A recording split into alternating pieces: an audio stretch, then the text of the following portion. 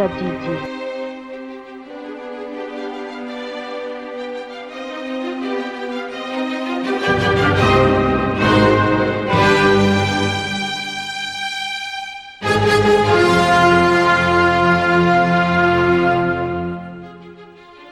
Atompoko ny raketako ny teninao mba tsy hanontako aminao.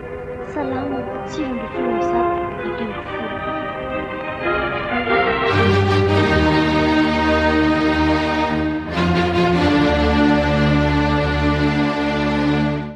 Ary ndry zany zao ohatra lasalasa saina izany ty Joanna kely ty Ka mamperitreritra ary mamoa le resaka fitsarana farany ty tena ho avy mihitsy zay fitsarana farany zay fa mila miomantsika fahataperan'izao tontolo zao.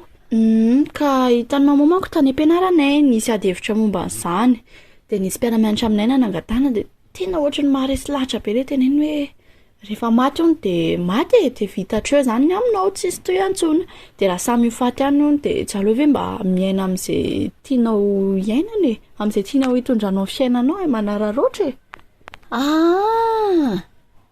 mbola tsy nifanena tamin' Jesosy zay namandry zay angamba de tsy fantany tsara fa misy fiainana aorianany fahafatesana, tena misy fiainana mihitsy fa samy ho atsangana daholo fa na hitsangana ho amin'ny fiainana mandrak'izay miaraka amin'ny tompona ao any amin'ny afobe.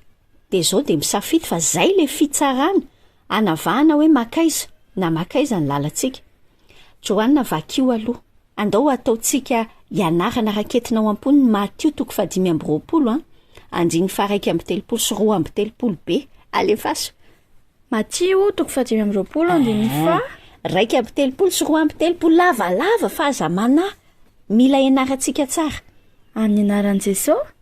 Ary raha tonga ny zanak'olona amin'ny voninahiny arahan'ny anjely rehetra dia hipetraka eo ambonin'ny seza fiandrianany voninahiny izy ary ny firenena rehetra angonina eo anatrehany dia hanavaka azy izy tahaka ny mpiandry-ondry manavaka ny ondry amin'ny nosy. Rehefa tonga le fitsarana, rehefa tonga le fahataperan'ilay zao tontolo zao, inona hoe ny ataon'i Jesosy angonina ny olona sasatsasany ve? Ny olona rehetra hatramin'ny maty ary mbola hitsangana amin'io dia eo anatrehan'Andriamanitra eo daholo, eo anatrehan'i Jesosy eo.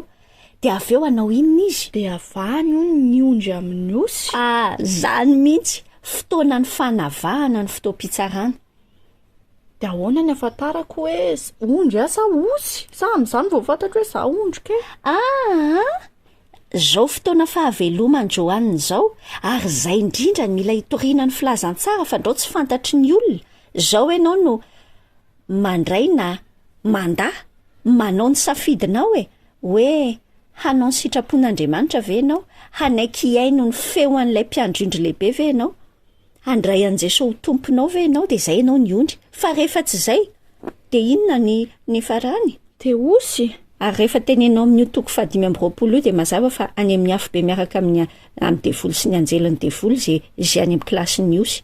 Avereny vakina andre mandeha aloha le teny isaintsainana ane Ary raha tonga ny zanak'olona amin'ny voninahiny arahan'ny anjely rehetra dia hipetraka eo ambonin'ny seza fiandrianany voninahiny izy ary ny firenena rehetra angonina eo anatrehany dia hanavaka azy izy tahaka ny mpiandry-ondry manavaka ny ondry amin'ny osy. Mampieritreritra antsika zany, dia n'izao tsika dia mieritreritra hoe hanavaka antsika makaiza ry Jesosy io.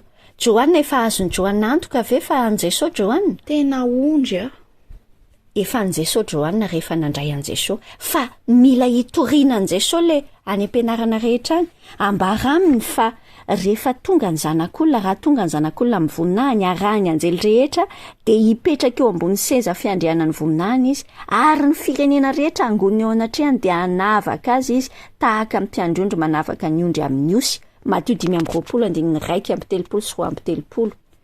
Ary raha tonga ny zanak'olona amin'ny voninahiny arahan'ny anjely rehetra dia hipetraka eo ambony seza fiandrianany voninahiny izy ary ny firenena rehetra angonina eo anatrehany dia hanavaka azy izy tahaka ny mpiandry-ondry manavaka ny ondry amin'ny osy.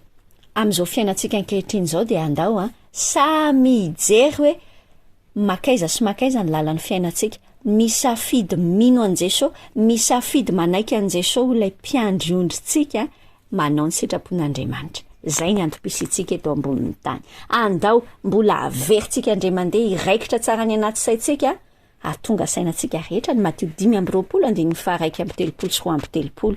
Ary raha tonga ny zanak'olona amin'ny voninahiny ny arahan'ny anjery rehetra, dia hipetraka eo ambonin'ny seza fiandrianan'ny voninahiny izy, ary ny firenena rehetra angoniny eo anatrehany, dia hanavaka azy izy tahaka ny mpiandry ondry manavaka ny ondry amin'ny osy.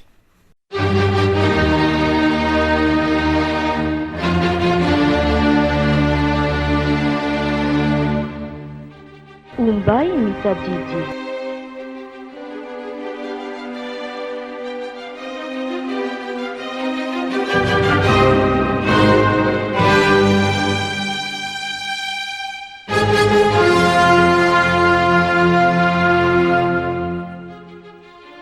Ataompoko ny raketako ny teninao mba tsy hanontako aminao.